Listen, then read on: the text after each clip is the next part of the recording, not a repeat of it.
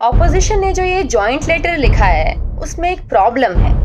Problem ये कि इन leaders को कब सीरियसली लेना है और कब इनको इग्नोर करना है ये पता नहीं चल पाता।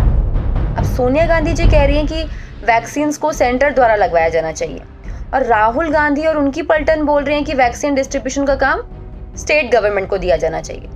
तो इसमें किसकी सुने, सोनिया गांधी की सुने या राहुल गांधी की? अब लेटर में सोनिया गांधी लिख रही थी कि पूरे देश में सबको सेंटर द्वारा फ्री वैक्सीनेशन मिले, पर उन्हीं के पार्टी के शशि थरूर और अभिषेक मनु सिंघवी महीने भर से बहस कर रहे थे कि वैक्सीनेशन प्राइवेट चैनल्स के थ्रू दिया जाना चाहिए। जो अफोर्ड कर सकते हैं तो वो एटलीस्ट लगवा लेंगे, तो प्राइवेट चैनल्स को वैक्सीनेशन दो।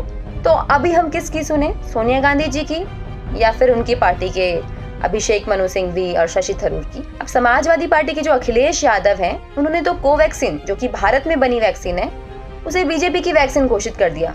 मनीष तिवारी और कांग्रेसी महीनों से लोगों को डरा रहे थे, वैक्सीन के खिलाफ भड़का रहे थे, और अब इस लेटर में सोनिया गांधी और अखिलेश यादव डोमेस्टिक वैक्सीन यानी कि कोवैक्सीन की प्रोडक्शन को बढ़ाने की मांग कर रहे हैं। इस लेटर में लिखा है कि 36,000 करोड़ जो कि वैक्सीन का बजट अलॉट हुआ है उसको खर्च करो, पर इनको कोई बताए कि अभी तक कुल 17.59 करोड़ लोगों को वैक्सीन लग चुकी है, जिसमें से सेंट्रल गवर्नमेंट की तरफ से 16 करोड़ लोगों को फ्री में वैक्सीन लग गई है।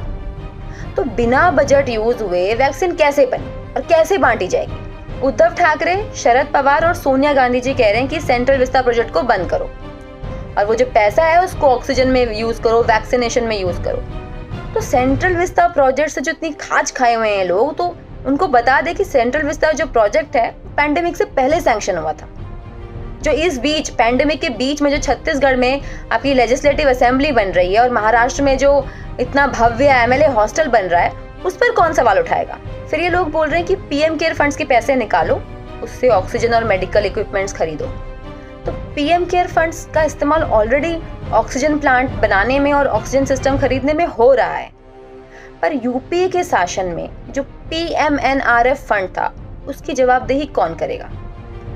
सोनिया गांधी जी तो उनकी लाइफ लॉन्ग बोर्ड मेंबर है। पीएमएनआरएफ फंड का उन्होंने ऑलरेडी इसको अपनी पर्सनल प्रॉपर्टी समझ के राजीव गांधी फाउंडेशन को दान कर दिया, तो उसका जवाबदेही कौन है? उसके बारे में आपका क्या ख्याल है? अब ममता बनर्जी और शरद पवार कह रहे हैं कि गरीबों को पैसे दीजिए। तो शरद पवार जी, अपनी पार्टी के वसूली कल्चर के बाद आपको गरीबों और बेरोजगारों की चिंता कब से होने लग गई?